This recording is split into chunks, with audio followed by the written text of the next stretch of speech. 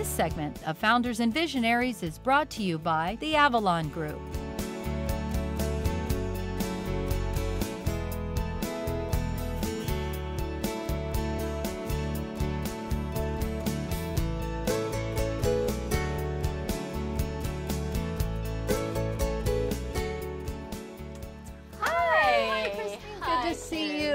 Thanks for having us. Thanks for coming. Your offices are beautiful up here at the Davies Pacific Center. Thank you. Has it been 12 years you've been in business now? It's been 12 years. So tell me a little bit about where Avalon Development is now. We're now Avalon Group. Okay. We started out as Avalon Development as a real estate development company.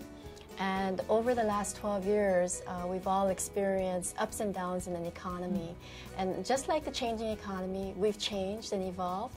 And so now we're a thriving operational company. We not only have real estate development company, but we have real estate services company. Because we've gone through the ups and downs of the marketplace, as well as understand all of the beginnings of a real estate project or property, we understand the ownership issues, as well as the user issues, from zoning and construction and permitting down to finished products. So it's been very helpful for us, and we've been able to withstand the economy's changes. Tell me a little bit about the psychology of that, because the secret to success is really trying to stay one or two steps ahead of where everything is going.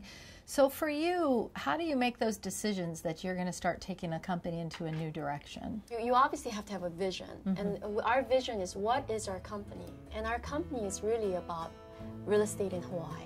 We understand it.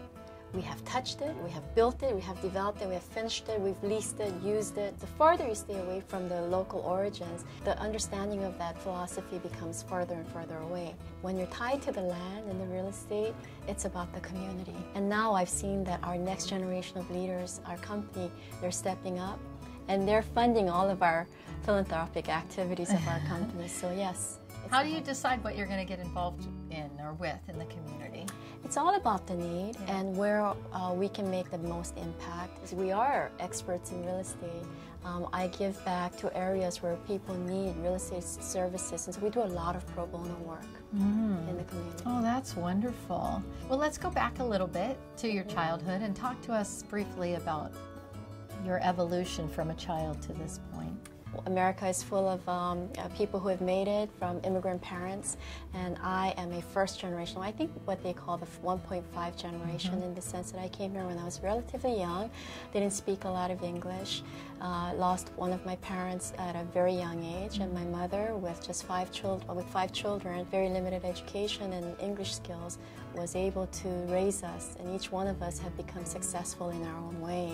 That, I think, may have made me a better person and appreciate a lot more of what I have. At a time when you were really thriving and succeeding, this was still very much a male-dominated profession.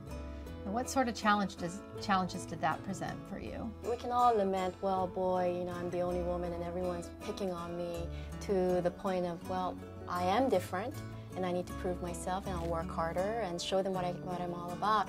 And that's the perspective that I've taken, and that's the perspective that my team emulates now. So and plus you look way better in a hard hat.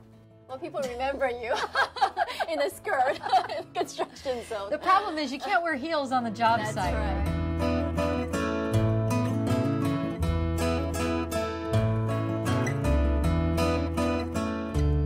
What advice would you have for other female executives who maybe haven't achieved the levels that you have but are still working their way up their corporate ladders? The biggest thing that I can remind people is that you just can't have it all. You have to make a choice, but with the choices that they make, be happy with it. The second part of it is being the best that you can be. It's not so much the desire for success as the desire to do the best. With that outlook, you know, it's not hard.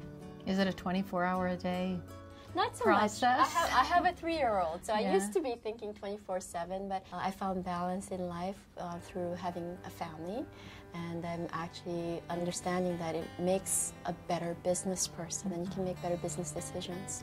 Let's talk, because I'm fascinated by this. I am also a mother. I have 2 small children, and I think that there is a lot that other women can learn from female executives that are trying to balance that home work life. Do you have some boundaries or rules that you set for yourself on how you can make sure you're in the moment with your child when you're home and in the moment here when you're here? You have any advice along those lines? As a mom, I think oftentimes we allow ourselves to feel guilty, and we have to stop that.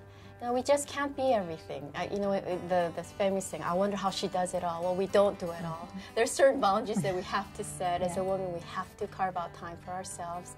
We have to ask for help, and we have to say there's certain things that we just can't do at this time.